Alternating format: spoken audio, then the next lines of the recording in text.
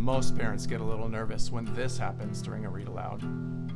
You pause the story, you ask what your child thinks might happen next, and they say something that sounds completely wrong. Maybe they think the hero is about to make a terrible decision. Maybe they think a tiny detail is secretly important. Maybe they think the entire story is about to turn in a completely different direction. And right away, many parents wonder, should I correct that? Hello everybody, Keith Terpsma here, and welcome to episode 11 of The Lit Torch, videos designed with family read aloud in mind. Speaking of pauses, here's an observation.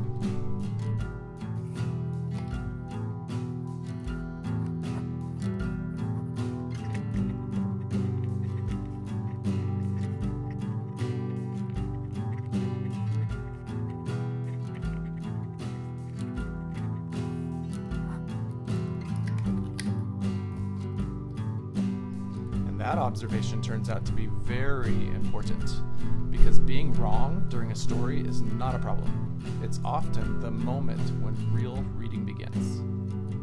Strong readers don't treat predictions like final answers.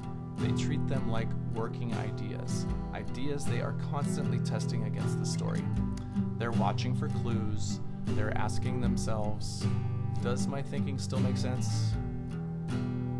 Then something happens. A new clue appears. A character behaves in a strange way. A detail suddenly feels more important than it did before.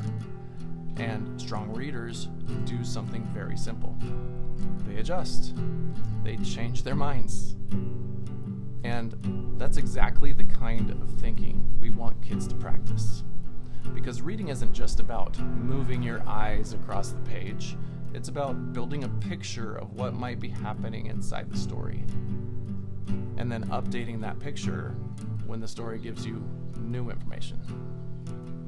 So, during your next read aloud, try something simple. When your child makes a prediction, don't worry about whether it's right. Let the story continue. Then a few pages later, pause again and ask one question. Does your idea still fit the story? Sometimes the answer will be yes. Sometimes they'll laugh and say, actually, I think something else is happening. And that moment, when kids realize they can revise their thinking, is incredibly powerful. Because they're not just practicing reading, they're practicing flexible thinking. Stories shift, clues appear, and strong readers learn to adjust what they believe as they discover something new.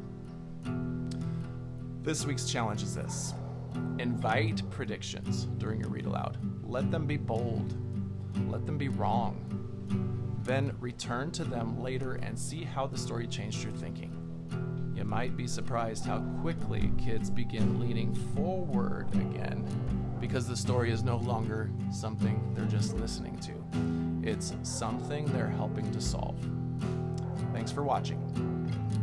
And if you'd like to read about the foundation for my mission and get first access to my upcoming book, I've put together a free 5-day email course you can find linked below. Until then, take the torch and read aloud. All the best to you and your family.